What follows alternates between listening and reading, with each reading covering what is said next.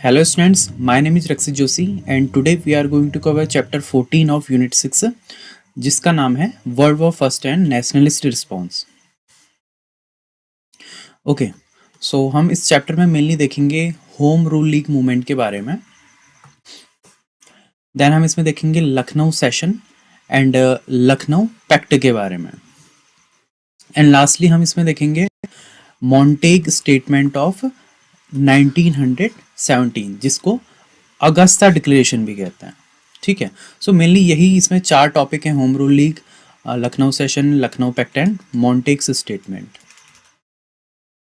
So let's start this chapter with impact of world war first in India. तो देखो क्या हुआ, 1914 से 1918 तक विश्व में प्रथम विश्व युद्ध हुआ था। ठीक है, वर्ल्ड वॉर फर्स्ट कब से कब तक हुआ था? 1914 से 1918 तक। तो इस वर्ल्ड वॉर फर्स्ट का, ठीक है, इसका इंडिया में क्या इम्पैक्ट पड़ा? सो जो फर्स्ट इम्पैक्ट था वो था थ्री फोल्ड नेशनलिस्ट रिस्पॉन्स, यानी कि इंडिया में तीन ग्रुप्स ऐसे थे जिन्होंने वर्ल्ड वॉर फर्स्ट को लेके प्रतिक्रिया दी थी। फर्स्ट थे इसमें मॉडरेट्स, देन थे एक्सट्रीमिस्ट और थर्ड थे इसमें रेवोल्यूशनरीज। सो अगर हम मॉडरेट्स, एक्सट्रीमिस्ट और रेवोल्यूशनरीज के बीच में डिफरेंस देखें तो मॉडरेट्स का जो मेन ऑब्जेक्टिव था, उनका जो मेन गोल था वो था सेल्फ गवर्नमेंट का, भले ही वो ब्रिटिश क्राउन के अंदर ही क्यों ना हो। ठीक है, उसके अंदर ही वो क्यों ना अपना सेल्फ गवर्नमेंट फॉर्म करे। और इनकी मेन मेथड्स क्या थी? प्रेयर करना, अगर प्रेयर से भी ना माने तो पेटिशन करना, पेटिशन से भी ना माने तो प्रोटेस्ट करना। तो PPP यानी कि प्रेयर, पेटिशन एंड प्रोटेस्ट इनकी मेन मेथड्स थी। वाइल अगर हम देखें एक्सट्रीमिस्ट के बारे में, तो एक्सट्रीमिस्ट का जो मेन ऑब्जेक्टिव था वो इनका सेल्फ रूल, यानी कि हमें सेल्फ रूल, अपना खुद का सिस्टम बनाना है। और इनकी जो मेथड्स थी वो क्या थी? एक्स्ट्रा कॉन्स्टिट्यूशनल मेथड्स थी। ठीक है, एक्स्ट्रा कॉन्स्टिट्यूशनल मेथड्स लाइक क्या करना? बॉयकॉट करना, स्वदेशी, ठीक है, स्वदेशी मूवमेंट करना, प्रोटेस्ट करना, मास मूवमेंट्स करना, ये इनकी मेन मेथड्स थी। वहीं अगर हम रेवोल्यूशनरीज के बारे में देखें, ठीक है, तो रेवोल्यूशनरीज का जो मेन ऑब्जेक्टिव था वो भी क्या था? सेल्फ रूल ही था। बस डिफरेंस ये था कि ये एक्स्ट्रा कॉन्स्टिट्यूशनल एक्टिविटीज ना करके बिल्कुल वायलेंट एक्टिविटीज करते थे, लाइक जैसे बॉम्बिंग करना, ठीक है, कोई ट्रेन आ रही है तो उसको लूट लेना, ठीक है, और तोड़फोड़ करना, आगजनी करना, ये इनके मेन मेथड्स थी to overthrow the British crown. ठीक है, जहां पर मॉडरेट्स ब्रिटिश क्राउन के अंतर्गत ही अपना सिस्टम चलाने के लिए एग्री थे, वहीं जो एक्सट्रीमिस्ट और रेवोल्यूशनरीज थे ये ब्रिटिश क्राउन को टोटली ओवरथ्रो करना चाहते थे। ठीक है, ब्रिटिश क्राउन को टोटली ओवरथ्रो करना चाहते थे। ना वापस आते हैं अपने टॉपिक पे। सो देखो, मॉडरेट्स ने यहां पर क्या किया? Moderates support the empire as a matter of duty. World war first में मॉडरेट्स ने जो ब्रिटिश एम्पायर है उसको सपोर्ट करना चाहा, क्योंकि उनका मानना था कि ये उनकी मैटर ऑफ ड्यूटी है, उनका दायित्व बनता है कि वो ब्रिटिश एम्पायर को वर्ल्ड वॉर फर्स्ट के लिए सपोर्ट करें। वहीं एक्सट्रीमिस्ट चाहते थे कि including Tilak, supported war efforts in the misbelief that Britain would repay India's loyalty in the form of self government। ठीक है, इन्होंने सोचा कि अगर हम ब्रिटिश गवर्नमेंट को, ब्रिटिशर्स को वॉर एफर्ट्स में सपोर्ट करें तो इसके बदले में, ठीक है, इनकी लॉयल्टी के बदले में ब्रिटेन इनको क्या करेगा? सेल्फ गवर्नमेंट के तौर पे इनको रिपे करेगा। ठीक है, और अगर हम रेवोल्यूशनरीज को देखें तो revolutionaries decided to take advantage of the situation and declare war against British rule and liberate the country. देखो, रेवोल्यूशनरीज ने क्या सोचा कि जहां पर अभी वर्ल्ड वॉर फर्स्ट में ये ब्रिटेन इंगेज है, वहां पर बिजी है, तो इस चीज का फायदा उठाकर क्यों ना हमारे देश में ही एक और वॉर छेड़ दी जाए अगेंस्ट ब्रिटिश रूल और अपने देश को आज़ाद कर दिया जाए। ठीक है, नाउ सेकंड क्या इम्पैक्ट पड़ा? देखो, हम देख रहे हैं इम्पैक्ट देख रहे हैं ना, तो सेकंड इम्पैक्ट क्या पड़ा हमारे इंडिया में? न्यू इकोनॉमिक सिचुएशंस यहाँ पे क्रिएट हुई, लाइक टैक्सेस इंक्रीज हो गए, कस्टम ड्यूटीज इंक्रीज हो गई, जो भी इंपोर्ट होता था सामान, हमारे देश में जो भी सामान इंपोर्ट होता था उसमें कस्टम ड्यूटीज इंक्रीज हो गई। इससे क्या हुआ कि उनके प्राइस इंक्रीज हो गए।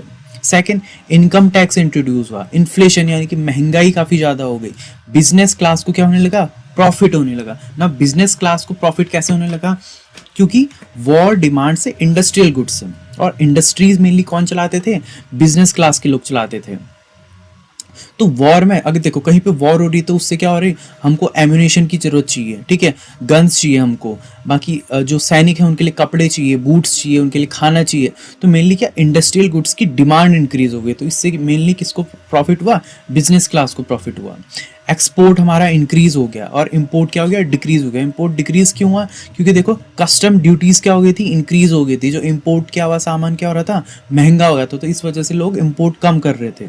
सेकंड, इंडस्ट्रियल एक्सपेंशन हो रहा था। इंडस्ट्रियल एक्सपेंशन क्यों हो रहा था, क्योंकि इंडस्ट्रियल गुड्स की जो मांग है वो बढ़ चुकी थी, ठीक है ना। अगर हम देखें इसमें थर्ड जो हमारा इसका मेन इम्पैक्ट है इंडियन सोसाइटी में, तो वो क्या है, न्यू पॉलिटिकल सिचुएशन इसमें क्या हुई, क्रिएट हो गई। Like defence expenditure, British government का, इंडियन ब्रिटिश गवर्नमेंट का डिफेंस एक्सपेंडिचर इंक्रीज हो गया, ठीक है। Extreme hardship for common people, जो कॉमन लोग थे, आम लोग थे, उनके लिए काफ़ी ज़्यादा हार्डशिप हो गई। लाइक क्यों, इन्फ्लेशन काफ़ी ज़्यादा हो गया था, महंगाई काफ़ी ज़्यादा हो गई थी। और third, forceful recruitments in rural areas, ठीक है। रूरल एरियाज से क्या हो रहा था, जो जवान लड़के थे उनका आर्मी में ज़बरदस्ती, ठीक है, फोर्सफुल रिक्रूटमेंट हो रहा था। तो ये कुछ मेन इम्पैक्ट थे वर्ल्ड वॉर फर्स्ट के इंडिया में।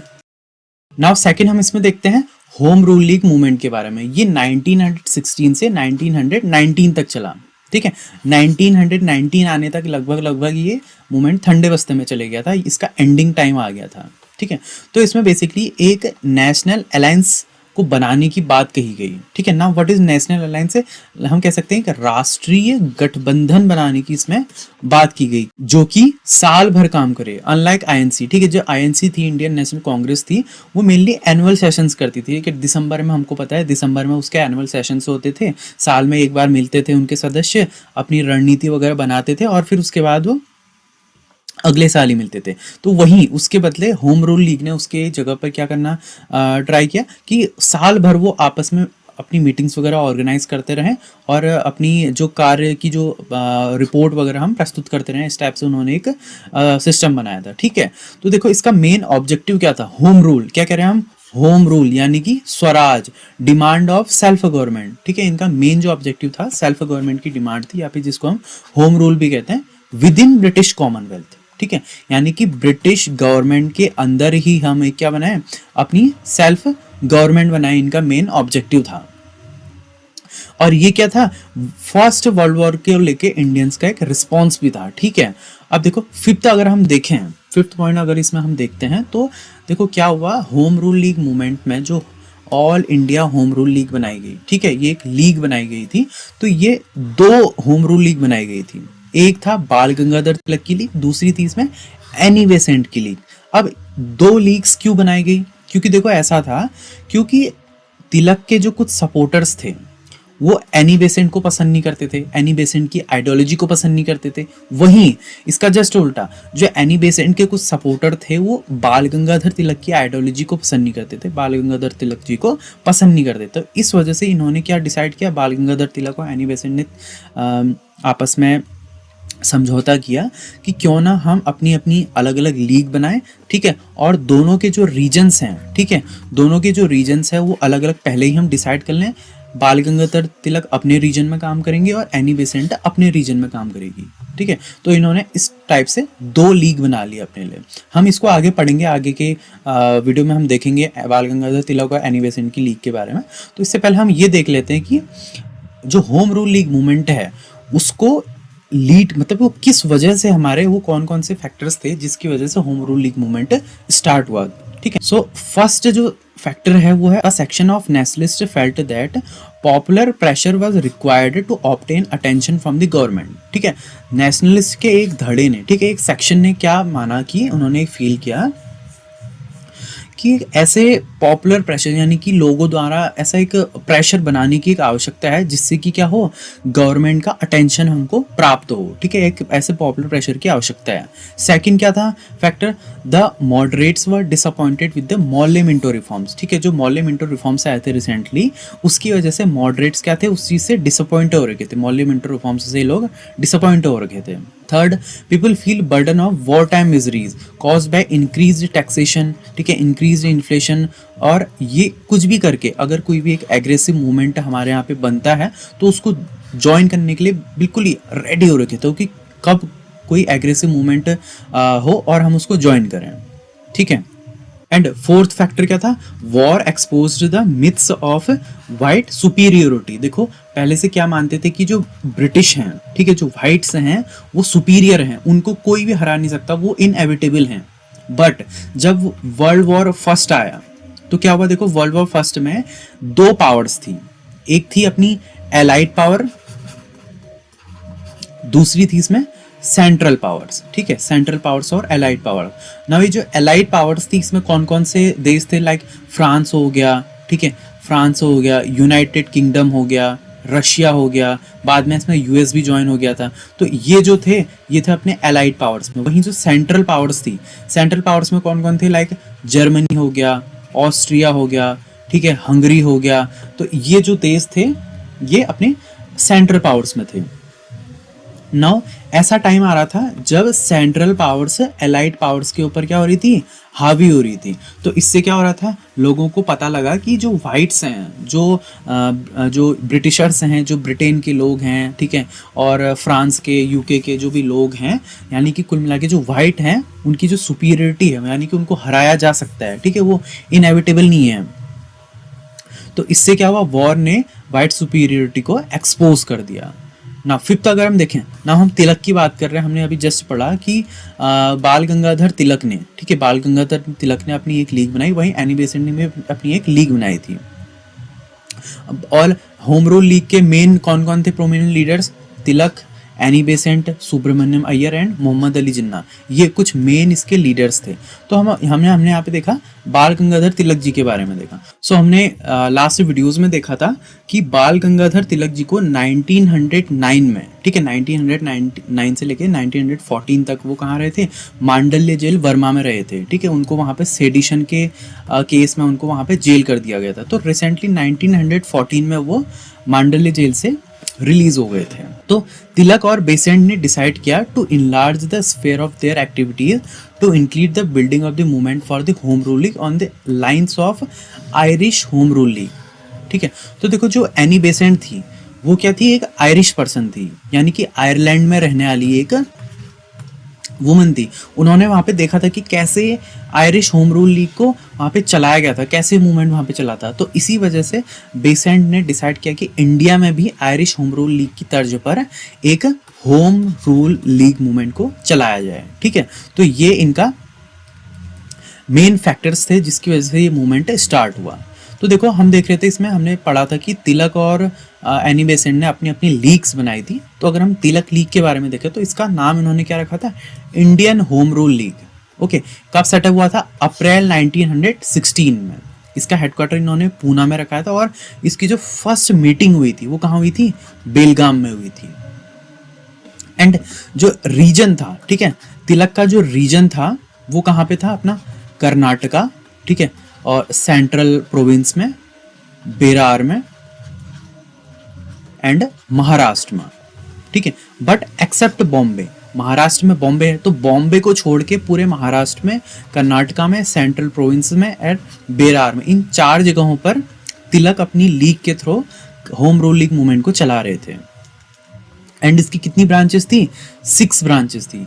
एंड जो तिलक का होम रूल लीग था उसकी क्या डिमांड्स थी, अगर हम डिमांड्स के बारे में देखें तो इनकी मेन डिमांड क्या थी, देखो अपना स्वराज्य, फर्स्ट मेन ऑब्जेक्टिव तो यही था इनका, स्वराज, सेल्फ रूल करना, ठीक है। सेकंड था इसमें फॉर्मेशन ऑफ लिंग्विस्टिक स्टेट्स, यानी कि भाषाई आधार पर स्टेट्स का गठन करना, और वर्नाकुलर एजुकेशन, यानी कि जो उनकी स्थानीय भाषा है उस पर एजुकेशन को स्टैब्लिश करना, उस पर एजुकेशन देना। और तिलक लीग के जो सेक्रेटरी थे, ठीक है, तिलक की लीग के सेक्रेटरी कौन बने, एनसी केलकर। इन्होंने अपने न्यूज़पेपर केसरी और महारट्टा के थ्रू अपने इंडियन होम रूल लीग को प्रमोट किया था। ठीक है, तो ये थी अपनी तिलक की लीग। अब हम देखते हैं इसमें बेसेंट की लीग के बारे में। तो बेसेंट ने अपनी लीग का नाम क्या रखा? All India home rule league, जिसको सेटअप किया गया था सितंबर 1916 में। एंड इसका हेडक्वार्टर कहाँ था? अड्यार, मद्रास में इसका हेडक्वार्टर था, जो कि अब कहाँ है? चेन्नई, जिसको मद्रास को क्या कहते हैं? चेन्नई कहते हैं। और ये रेस्ट ऑफ द इंडिया को कवर कर रही थी। इसका क्या रीजन था? देखो हमने क्या देखा था यहाँ पे, हमने कर्नाटका, सेंट्रल प्रोविंस, बिहार और महाराष्ट्र, इसको छोड़ के जो रेस्ट ऑफ द इंडिया था वहां पर बेसेंट अपनी लीग चला रही थी, इंक्लूडिंग बॉम्बे। जहां पर तिलक की लीग की सिर्फ और सिर्फ 6 ब्रांचेस थी, वहां पर बेसेंट की लीग की पूरे देश भर में कितनी? 200 ब्रांचेस थी। And George Arundale appointed as organisation secretary. इसके सेक्रेटरी कौन बनाए गए? जॉर्ज अरुंडले।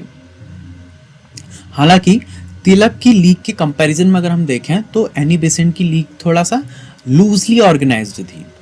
वहीं अगर हम देखें तिलक की लीग में थोड़ा सा कम मेंबर थे, तो जो एनी बेसेंट की लीग थी उसमें काफ़ी ज़्यादा अमाउंट में ह्यूज मेंबर्स थे उनकी लीग में। ठीक है, एंड 1920 में गांधी जी ने, ठीक है, गांधी जी ने क्या करा? All India home rule league की प्रेसिडेंसी उन्होंने एक्वायर कर ली और इसका नाम चेंज करके क्या कर दिया? स्वराज्य सभा कर दिया।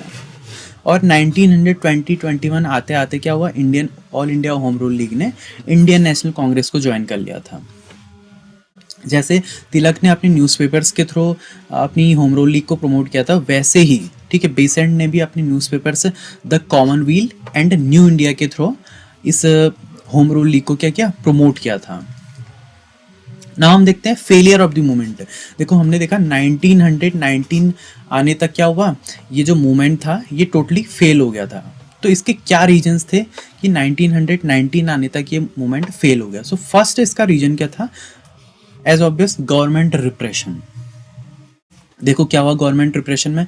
Students prohibited from attending political meetings, Tilak's entry at Punjab and Delhi banned, Annie Besant and their associates arrested. देखो जून 1917 से सितंबर 1917 आने तक क्या हुआ? एनी बेसेंट और उनके जो एसोसिएट्स थे उनको अरेस्ट कर लिया गया बाय गवर्नमेंट। सेकंड अगर हम देखें, सेकंड क्या फैक्टर था जिसकी वजह से फेल हुआ? वो था लैक ऑफ इफेक्टिव ऑर्गेनाइजेशन। देखो जो अपनी होम रूल लीग्स थी वो इफेक्टिवली ऑर्गेनाइज नहीं कर पाए थे लोग।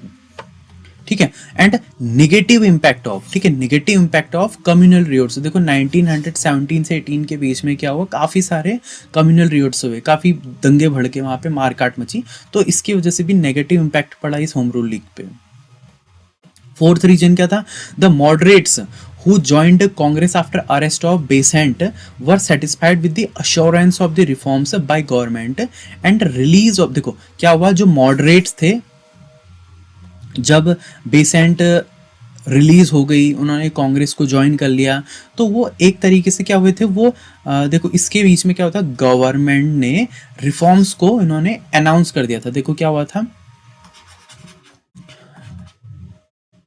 मॉन्टेग स्टेटमेंट आया था। ठीक है, मॉन्टेग स्टेटमेंट हम अभी आगे देखेंगे। तो एक मॉन्टेग स्टेटमेंट आया था, तो उसमें क्या हुआ? गवर्नमेंट ने सेल्फ रूल, ठीक है, सेल्फ रूल को क्या करा? उन्होंने बोला कि हम आपको सेल्फ रूल दे देंगे, जो आप ये मांग रहे हो, सेल्फ रूल वगैरह मांग रहे हो, हम आपको सेल्फ रूल दे देंगे। तो इससे क्या हुआ? जो मॉडरेट्स थे वो इससे सेटिस्फाई हो गए।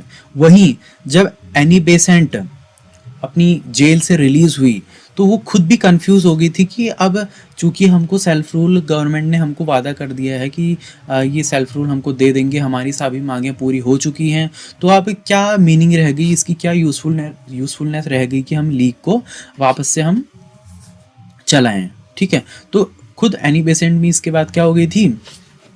कंफ्यूज्ड हो गई थी। फिफ्थ अगर हम रीजन देखें तो distance of moderates from movement from September 1918। देखो सितंबर 1918 से जो मॉडरेट्स थे वो इस मूवमेंट से दूर जाने लगे थे। क्यों? Due to policy of passive resistance of the extremist. ठीक है, एक्सट्रीमिस्ट की जो पेसिव रेजिस्टेंस की जो नीति थी उससे परेशान होकर वो, उससे डर के इस मूवमेंट से दूर जाने लगे थे। और देखो सिक्स्थ हम क्या देखते हैं, मॉन्टेग क्लेम्सफोर्ड रिफॉर्म्स, ठीक है, ये भी हम आगे पढ़ेंगे। तो मॉन्टेग क्लेम्सफोर्ड रिफॉर्म्स भी एक रीजन था जिसमें कि क्या हुआ, सेल्फ रूल को इन्होंने दे दिया था। तो एक रीजन ये भी था कि जिसकी वजह से home rule league movement fail हुआ, ठीक है। सेवंथ और इसका आखिरी रीजन हम देखते हैं, after 1918 movement become leaderless because Tilak went abroad due to libel case. देखो क्या हुआ, वैलेंटाइन चिरोल नाम का एक पर्सन था। वैलेंटाइन चिरोल ने अपनी एक बुक लिखी थी, इंडियन अनरेस्ट, ठीक है। इसमें उन्होंने तिलक जी को फादर ऑफ इंडियन अनरेस्ट कहा, जिससे कि वो काफ़ी ज़्यादा भड़क गए और उन्होंने क्या किया, उन्होंने डिफेमेशन का केस कर दिया अगेंस्ट वैलेंटाइन चिरोल। बट क्या हुआ, उनकी किस्मत खराब थी, तो लास्ट में वहाँ जाके हार गए। तो इस वजह से वो क्या हुआ, वो इंग्लैंड गए थे, अब्रॉड चले गए थे, तो इस वजह से वो अपने होम रूल लीग को भी उनको उससे दूर जाना पड़ा। और बेसेंट अब क्या हो गई थी, अकेली पड़ गई थी और वो एक पॉजिटिव लीड देने में असफल रही। सो ये कुछ मेन रीजन थे failure of the movement of home rule league. Now हम इसमें आगे बढ़ते हैं, क्या सिग्निफिकेंस है होम रूल लीग मूवमेंट का, क्या सिग्निफिकेंस है। सो फर्स्ट इसका क्या सिग्निफिकेंस है, देखो movement shifted the emphasis from educated elites to the masses. जहाँ पर पहले इस मूवमेंट में जो मूवमेंट्स थे उनमें सिर्फ एजुकेशनल एलिट्स प्रतिभाग कर रहे थे, सिर्फ एजुकेशनल एलिट्स पार्टिसिपेट कर रहे थे, वहीं अब मासेस भी इसमें आने लगे थे। Second, created an organisational link between town and country. देखो एनी बेसेंट ने क्या किया था, टोटल देश भर में 200 शाखाएं बनाई थी, ठीक है। 200 शाखाएं हर टाउन में, हर जगह पे अपने गांव में जाके उन्होंने अपनी शाखाएं बनाई थी। तो बेसिकली इन्होंने क्या किया, टाउन एंड कंट्री के बीच में एक ऑर्गेनाइजेशनल लिंक इस्टेब्लिश किया इन्होंने। Third, create a transition between inactive nature of Congress and Gandhian phase. Gandhian phase हम आगे देखेंगे, गांधीयन एरा हम आगे देखेंगे। तो गांधीयन फेज और जो इनएक्टिव नेचर था कांग्रेस का, उसके बीच में एक ट्रांजिशन फेज का काम किया किसने, अपने होम रूल लीग मूवमेंट ने।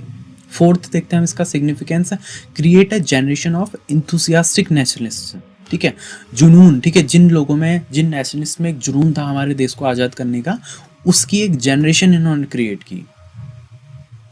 फिफ्थ रीजन देखते हैं, फिफ्थ सिग्निफिकेंस देखते हैं हम इस पे, prepared the masses for Gandhian politics. जो अब आगे हम गांधीयन पॉलिटिक्स देखेंगे उसके लिए इन्होंने मासेस को तैयार किया।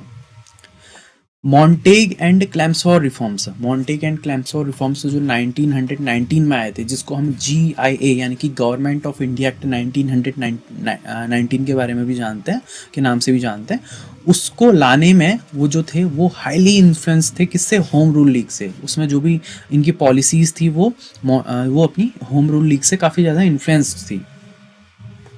एंड लास्ट इसका सिग्निफिकेंस देखते हैं, तो efforts of Tilak and Besant toward reunion of moderates and extremist at Lucknow. देखो हमने क्या देखा था, 1907 में क्या हुआ था, सूरत स्प्लिट हुआ था, कांग्रेस में मॉडरेट्स और एक्सट्रीमिस्ट का क्या हो गया था, उस पर स्प्लिट हो गया था। तो इसी स्प्लिट को वापस से रियूनाइट करने के लिए, मॉडरेट्स और एक्सट्रीमिस्ट को वापस से रियूनाइट करने के लिए तिलक और बेसेंट ने काफ़ी ज़्यादा एफर्ट्स किए। और फाइनली लखनऊ सेशन में, जो कि 1916 में हुआ था, वहाँ पे मॉडरेट्स और एक्सट्रीमिस्ट वापस से रियूनाइट हो गए थे, ठीक है। अब हम यही देखते हैं, लखनऊ रियूनियन के बारे में देखते हैं, लखनऊ सेशन के बारे में देखते हैं। सो कांग्रेस का लखनऊ सेशन कब हुआ था, दिसंबर 1916 में। यहाँ पर दो काम हुए थे, एक तो हुआ था अपना कांग्रेस वापस से रियूनाइट हुई थी, दूसरा यहाँ पे क्या हुआ था, लखनऊ पैक्ट हुआ था, आगे हम देखेंगे। सो फर्स्ट हम इसमें देखते हैं लखनऊ सेशन में जो कांग्रेस का जो रियूनियन हुआ था उसके बारे में देखते हैं, ठीक है। तो लखनऊ सेशन दिसंबर 1916 में हुआ था। इसको किसने प्रिसाइड किया था, अंबिका चरण मजूमदार ने इनको प्रिसाइड किया था इसको। और इसमें देखो क्या हुआ था, readmitted extremist lead by Tilak to Congress में, कांग्रेस में एक्सट्रीमिस्ट को, जो कि जिसको तिलक लीड कर रहे थे, उसको वापस से कांग्रेस में ले लिया गया। अब देखो रीयूनियन का क्या रीजन रहा, वापस से अब क्यों एडमिट किया, फिर देखो old controversies become meaningless now. देखो जो पुरानी बातें थी उन्होंने, इन लोगों ने उसको भुला दिया। क्यों, देखो इनकी जो ऑब्जेक्टिव था, क्या था इनका ऑब्जेक्टिव था, सेल्फ गवर्नमेंट, सेल्फ रूल, इनका जो ऑब्जेक्टिव था, अब वो फाइनली मॉन्टेग क्लेम्सफोर्ड रिफॉर्म्स में वापस से इनको सरकार ने मान लिया था। तो इनका जो मेन जिसकी वजह से लड़ रहे थे ये अब इररिलेवेंट रह गया, मीनिंगलेस रह गया, तो इन्होंने ओल्ड कंट्रोवर्सीज को भुला दिया। Second, both side realise that split leads to political inactivity. Split जब से हुआ था तो एक पॉलिटिकल इनएक्टिविटी की सिचुएशन आ गई थी। And efforts of Tilak and Besant, देखो हमने पढ़ा है कि जो तिलक और बेसेंट थे उन्होंने मॉडरेट्स और एक्सट्रीमिस्ट को मिलाने में काफ़ी ज़्यादा एफर्ट्स लगाए थे। तो देखो तिलक ने क्या किया, respecting the sentiments of moderates, Tilak declared that he was in the favour of administrative reforms and not to overthrow British. देखो हमने क्या कहा, हमने देखा था कि जो एक्सट्रीमिस्ट थे वो क्या चाहते थे, ब्रिटिश क्राउन को टोटली ओवरथ्रो करना चाहते थे एंड अपना सेल्फ रूल लाना चाहते थे। ठीक है, सेल्फ रूल लाना चाहते थे। तो अब उन्होंने मॉडरेट्स की रिस्पेक्ट करते हुए उन्होंने अपना जो मेन उनका ऑब्जेक्टिव था उसको थोड़ा डिमिनिश कर दिया। उन्होंने ब्रिटिश क्राउन को ओवरथ्रो न करके जो एडमिनिस्ट्रेटिव रिफॉर्म्स हैं केवल वहीं तक, उसी में वो क्या हो गए थे, सेटिस्फाई हो गए थे। ठीक है, and he also advocate no to adopt violent policies, जो वॉलेंट पॉलिसीज थी उसको भी अडॉप्ट करने से इन्होंने मना कर दिया। किसने, एक्सट्रीमिस्ट ने। एक्सट्रीमिस्ट की साइड कौन थे, तिलक थे। ना फोर्थ रीजन हम इसमें देखते हैं, death of Gopal Krishna Gokhale and Feroz Shah Mehta. देखो फिरोज शाह मेहता और गोपाल कृष्ण गोखले मॉडरेट लीडर्स थे और ये एक्सट्रीमिस्ट के क्या थे, स्ट्रॉन्ग अपोनेंट्स थे, उनके कट्टर विरोधी थे। तो इनकी डेथ हो गई थी, तो इस वजह से भी क्या हुआ, रीयूनियन का रास्ता साफ हो गया। एक्सट्रीमिस्ट और मॉडरेट्स वापस से कांग्रेस में एक साथ मिलकर काम करने लगे थे। ठीक है, देखो नेक्स्ट सेकंड चीज़ क्या हुई थी कांग्रेस की, यहाँ पे कांग्रेस के लखनऊ सेशन में लखनऊ पैक्ट हुआ था। तो लखनऊ पैक्ट क्या था, बेसिकली ये this pact was the pact between Congress and Muslim League. अब देखो इसमें क्या हुआ, League agreed to present joint constitutional demands with Congress. अभी जॉइंट कॉन्स्टिट्यूशनल डिमांड्स क्या थी, सबसे पहली डिमांड क्या थी, government should declare self government concept as soon as possible. जो सेल्फ गवर्नमेंट का कॉन्सेप्ट है उसको गवर्नमेंट जल्द से जल्द एक्सेप्ट करे, उसको डिक्लेयर करे। Second, representative assemblies at central and provincial council should be further expanded with a elected majority and more powers। देखो जो अपनी प्रोविंशियल लेजिस्लेटिव काउंसिल्स हैं, सेंट्रल लेजिस्लेटिव काउंसिल्स है, उसमें जो रिप्रेजेंटेटिव्स हैं उनकी जो संख्या है उसको इंक्रीज किया जा सके। ठीक है, और उस पे जो मेजॉरिटी है, ठीक है, जो इलेक्टेड मेजॉरिटी है उसके साथ उसमें मिलके काम हो और अधिक पावर्स मिले जो अपने रिप्रेजेंटेटिव्स हैं उनको। तो ये सब इनकी डिमांड थी। थर्ड देखो, थर्ड क्या इनकी डिमांड थी, tenure of legislative councils should be increase to 5 year. ठीक है, 5 ईयर क्या हो अपनी लेजिस्लेटिव काउंसिल का टेन्यूर हो। Salaries of secretary of state for India, जो secretary of state for India था उसकी जो सैलरी होती थी वो इंडियन ट्रेजरी से डिडक्ट होती थी, वहाँ से उसको इंडियन ट्रेजरी से, इंडियन खजाने से उसको पे किया जाता था। तो इनकी डिमांड थी कि ब्रिटिश ट्रेजरी से इनकी सैलरी को पे किया जाए। और half the members of viceroys and provincial governors executive council should be Indians. देखो हमने आपको बताया था कि जो वॉइसरॉय और प्रोविंशियल जो गवर्नर होते थे उनकी जो एग्जीक्यूटिव काउंसिल होती थी, ठीक है, तो इनकी डिमांड थी कि ये जो एग्जीक्यूटिव काउंसिल है इसमें आधे सदस्य क्या हों, इंडियंस हों। ठीक है, हाफ ऑफ द मेंबर्स क्या हों, इंडियंस हों। सो ये कुछ इसकी डिमांड्स थी इन दोनों की, किनकी, अपनी कांग्रेस और मुस्लिम लीग की। सो एंड देखो अपना इस पैक्ट में और क्या हुआ, Congress accepted the leagues position on separate electorate. देखो इसमें क्या हुआ, कांग्रेस ने लीग का जो डिमांड थी सेपरेट इलेक्टोरेट की उसको इन्होंने एक्सेप्ट कर लिया इवेंचुअली।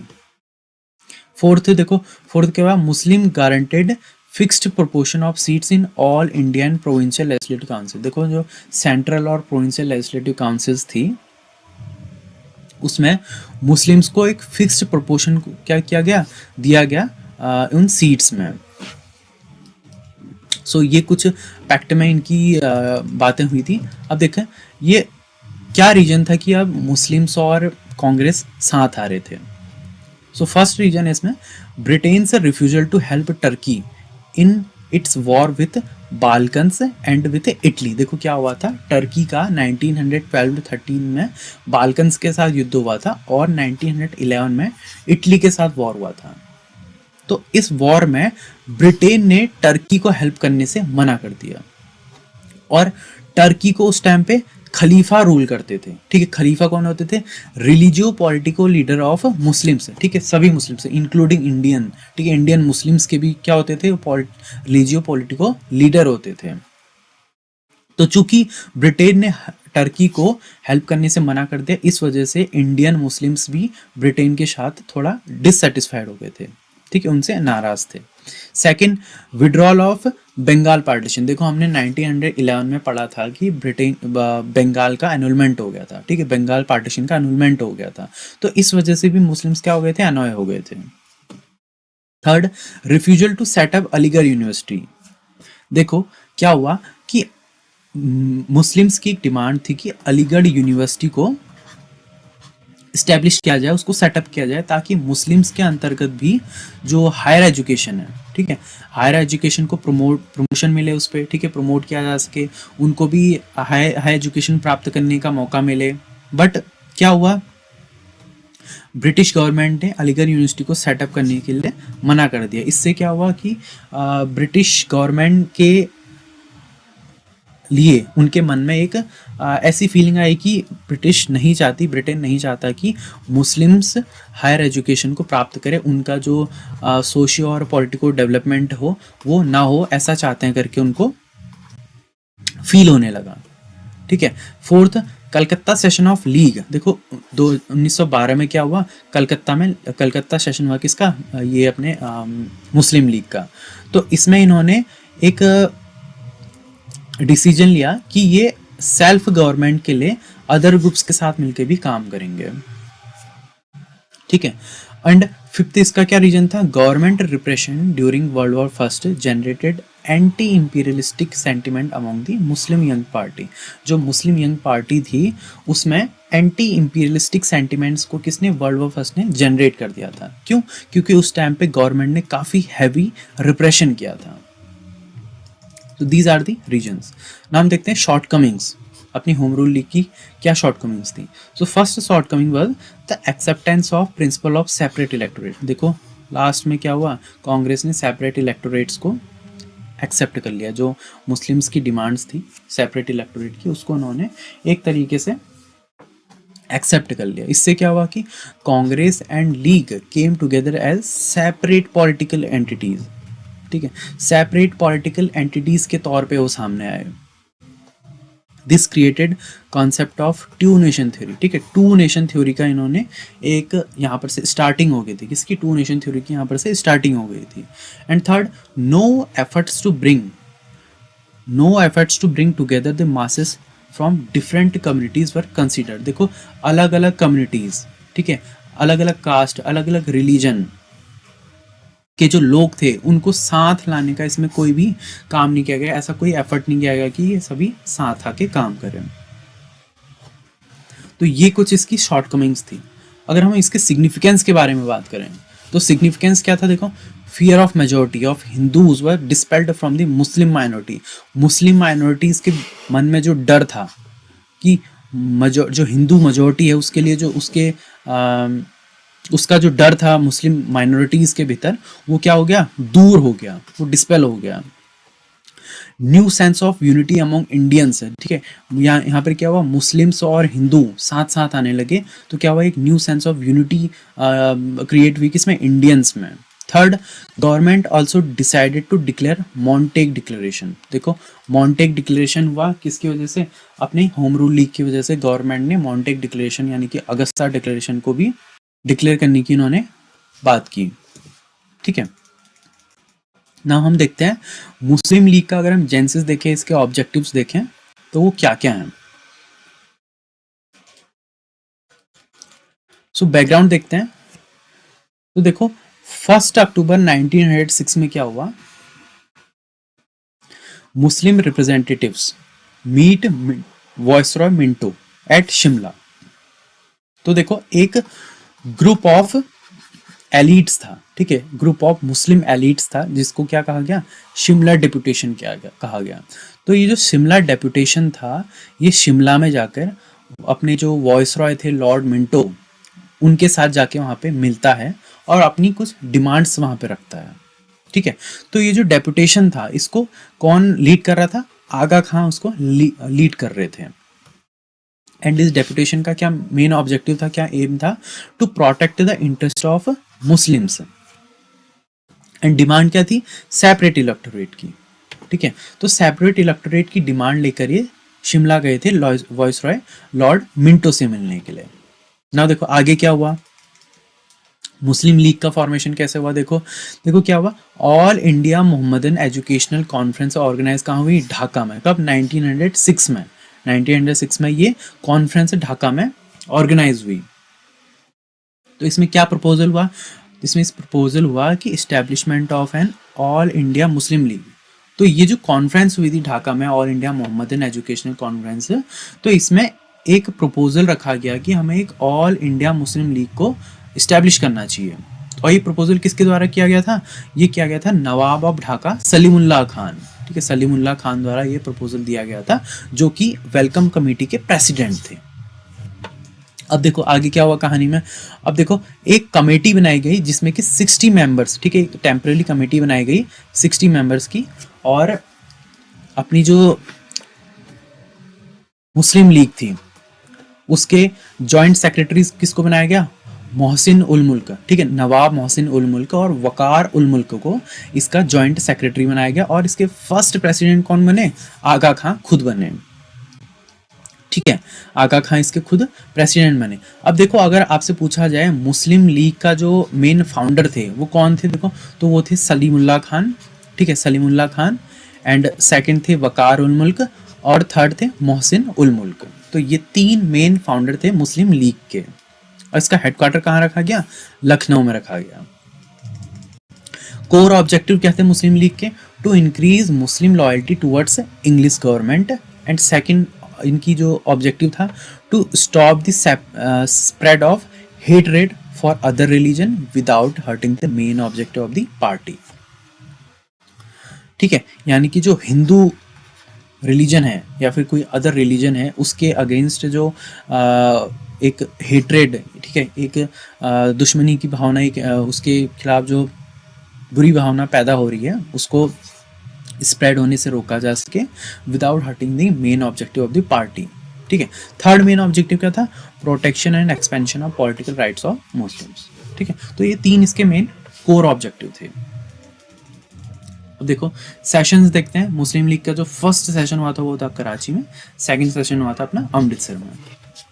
तो ये जो दोनों सेशंस थे इसमें क्या हुआ, सेपरेट इलेक्टोरेट को की डिमांड की गई इन सेशन में। और इवेंचुअली क्या हुआ, जो लॉर्ड मिंटो रिफॉर्म्स थे 1909 में जो आए उसमें मुस्लिम लीग की इस डिमांड को एक्सेप्ट कर लिया गया और मुस्लिम्स को सेपरेट इलेक्टोरेट दे दिए गए। और अगर हम बात करें इस मुस्लिम लीग की इंटरनेशनल रीच के बारे में, तो देखो 1908 में सैयद अमीर अली द्वारा लंदन में एक मुस्लिम लीग की ब्रांच इस्टेब्लिश की गई थी, ठीक है। तो ये देखा हमने मुस्लिम लीग के बारे में। अब वापस से हम देखते हैं 1916 में हमने देखा लखनऊ का सेशन हुआ था। उसके बाद 1917 में आते हैं, तो यहाँ पे क्या हुआ था, मॉन्टेग का स्टेटमेंट आया था जिसको अगस्ता डिक्लेरेशन भी कहते हैं, ओके। नाउ ये जो मॉन्टेग स्टेटमेंट है इसको डिक्लेयर किया था secretary of state for India Edwin Samuel Montagu ने। कहाँ पे, British House of Commons. Now British House of Common क्या था, अपनी ब्रिटेन का, इंग्लैंड का क्या था, लोअर हाउस था। जैसे अपने वहाँ पे लोकसभा और राज्यसभा दो होते हैं, तो वहीं पर ही अपनी house of Commons and house of Lord. House of Commons हम कह सकते हैं लोकसभा ब्रिटेन की, और हाउस ऑफ लॉर्ड वहाँ की राज्यसभा होती है, ठीक है। तो वहाँ की जो लोकसभा थी वहाँ पर secretary of state for India Edwin Samuel Montagu ने मॉन्टेग स्टेटमेंट को डिक्लेयर किया। ना ये स्टेटमेंट यही था कि हम इंडिया को सेल्फ गवर्नमेंट दे देंगे वगैरह वगैरह, ये सब चीज़ें उन्होंने बोली थी, ठीक है। तो इसका क्या सिग्निफिकेंस है, सो फर्स्ट सिग्निफिकेंस अगर हम देखें तो डिमांड ऑफ सेल्फ गवर्नमेंट और home rule could not be termed seditious because it become government policy itself. देखो क्या हुआ कि अगर कोई भी पर्सन, कोई भी Indian person self rule, self government, ठीक है, होम रूल की अगर बात करता है तो इस चीज को क्या देशद्रोही, ठीक है, सेडिशियस नहीं कहा जा सकता। क्यों? क्योंकि अब गवर्नमेंट ने खुद इसे अपनी एक पॉलिसी बना लिया था। सेकंड, रिस्पॉन्सिबल गवर्नमेंट देने की बात कही इन्होंने। रूलर्स वर, देखो रिस्पॉन्सिबल गवर्नमेंट क्या होती है, rulers were to be answerable to elected representatives also, not only to imperial government at London. जो रूलर्स थे वो इलेक्टेड रिप्रेजेंटेटिव्स को आंसरेबल थे। अगर इलेक्टेड रिप्रेजेंटेटिव्स यानी कि जो एमएलसीज थे या फिर एमएलएस थे उस टाइम पे, ठीक है, मेंबर ऑफ लेजिस्लेटिव काउंसिल्स जो थे, member of provincial legislative councils थे, वो चाहते तो इन रूलर्स को अपनी सीट से हटा सकते थे। क्यों? क्योंकि वो आंसरेबल थे उनको। पहले क्या था, ये जो रूलर्स थे ये सिर्फ इंपीरियल गवर्नमेंट एट लंदन को ही आंसरेबल थे। तो अब क्या हुआ, रिस्पॉन्सिबल गवर्नमेंट की शुरुआत हुई। थर्ड, अगर हम ब्रिटिश पॉइंट ऑफ व्यू से देखें तो उनके लिए इसका क्या सिग्निफिकेंस था, possibility of revolt in demand of self government ended. देखो जो सेल्फ गवर्नमेंट को लेकर एक रिवोल्ट हो सकता था, उसकी जो पॉसिबिलिटी थी वो अब क्या हो गई थी, खत्म हो गई थी। Third, second, dissatisfaction and anger generated by Morley Minto reforms also ended। Morley Minto reforms की वजह से जो मुस्लिम लीग और कांग्रेस के जो लोग हैं उनमें जो डिससेटिस्फैक्शन और एंगर जनरेट हुआ है वो अब खत्म हो गया था, खत्म हो जाता। किसकी वजह से, अपने मॉन्टेग स्टेटमेंट की वजह से। इंडियन ऑब्जेक्शन देखो, अगर हम इसका इंडियन ऑब्जेक्शन देखें, इंडियंस ने किस चीज को लेकर ऑब्जेक्शन किया इस मॉन्टेग स्टेटमेंट को लेकर, तो फर्स्ट था इसमें no specific time frame given for responsible government. Responsible government देंगे तो कहा उन्होंने, लेकिन कब तक देंगे इसका कोई टाइम फ्रेम उन्होंने बताया नहीं। Second, only government had the right to decide the nature of responsible government and Indians, देखो क्या था कि सिर्फ रिस्पॉन्सिबल गवर्नमेंट को लेके, उसका जो नेचर है उसको लेके सिर्फ गवर्नमेंट के पास राइट था, ठीक है। और इंडियंस का मानना था कि इंडियंस के लिए क्या सही है, क्या गलत है, क्या गुड है, क्या बैड है, इसको डिसाइड करने का जो राइट है वो सिर्फ किसको होना चाहिए, इंडियंस को होना चाहिए, ना कि ब्रिटिश गवर्नमेंट को, ठीक है। सो ये थे मॉन्टेग स्टेटमेंट को लेके इंडियंस के ऑब्जेक्शन, ठीक है। तो इसी के साथ हमारा ये चैप्टर नंबर 14 एंड होता है। मिलते हैं नेक्स्ट वीडियो में, तब तक के लिए सायोनारा।